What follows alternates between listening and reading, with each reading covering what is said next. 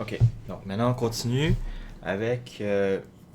on va regarder des systèmes plus avancés qui vont être plus rapides pour le traitement de données que les systèmes qu'on a vus jusqu'à présent.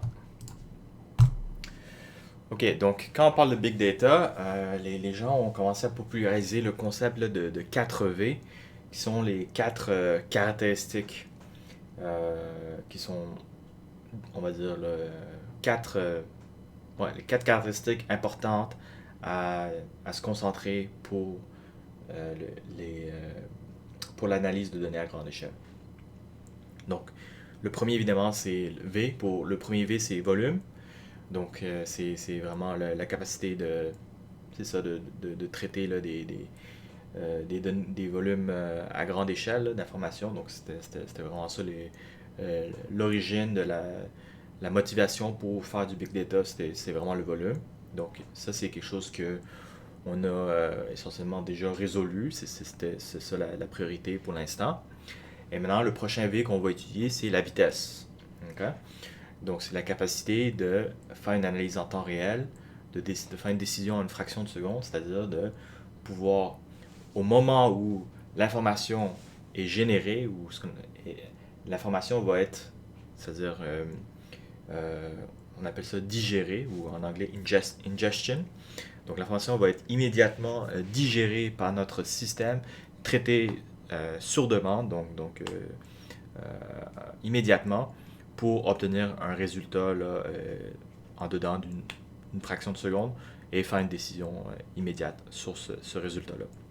Donc ça, c'est vraiment l'idéal qu'on veut, qu'on n'a pas avec là, les systèmes de traitement par l'eau comme MapReduce ou comme le Spark de base. Parce que le Spark de base, c'est quand même un système de traitement par l'eau. Il faut que l'information existe déjà sur le HDFS et on va charger l'information en RDD.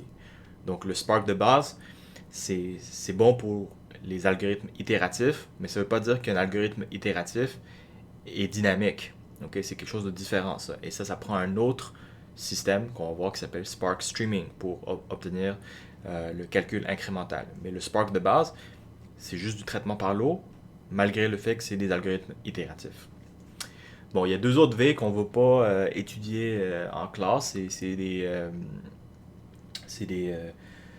je dirais pas que je dis pas qu'ils sont pas importants, là, sont certainement très importants, mais c'est des V qui donc les techniques puis pour pouvoir améliorer ces V-là sont trop avancées sont donc en dehors là, de la portée de notre cours.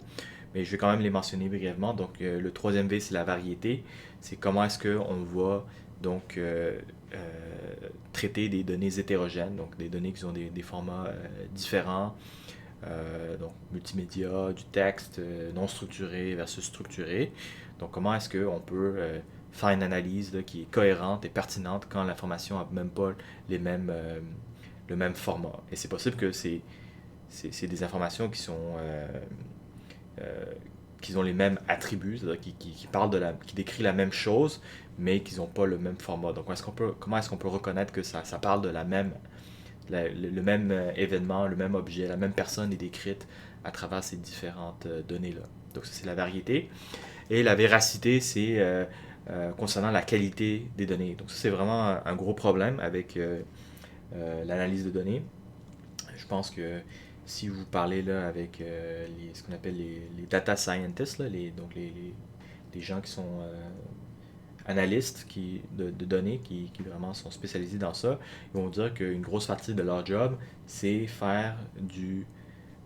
c'est faire du data cleaning. Okay? C'est de nettoyer les données, s'assurer que les données sont de bonne qualité, sont complètes et tout ça. Donc c'est une partie un peu plate de la job là, de faire ce nettoyage-là avant de pouvoir utiliser leur jouet, leur système d'analyse qui sont super sophistiqués, mais ces systèmes-là peut-être ne fonctionnent pas si les données sont pas propres.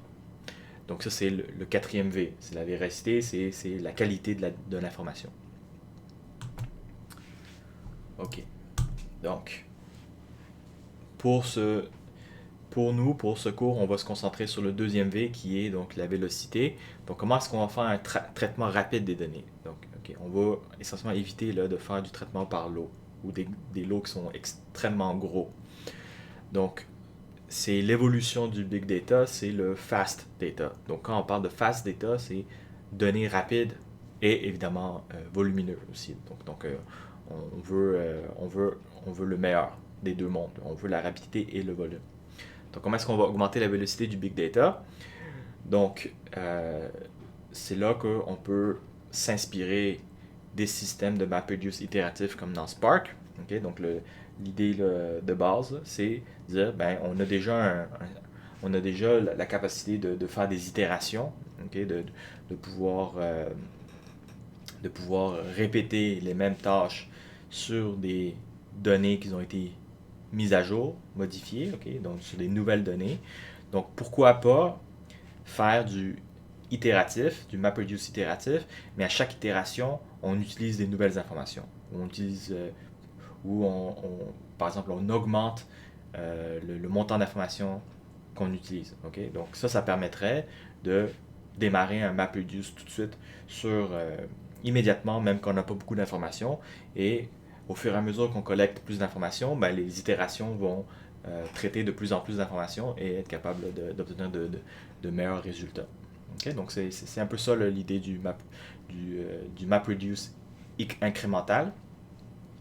Et c'est cette solution-là qui est donc supportée par Spark Streaming. Donc Spark a une librairie qui s'appelle Spark Streaming et ce que Spark Streaming fait, c'est du micro-batching. Okay? Donc c'est quoi le micro-batching?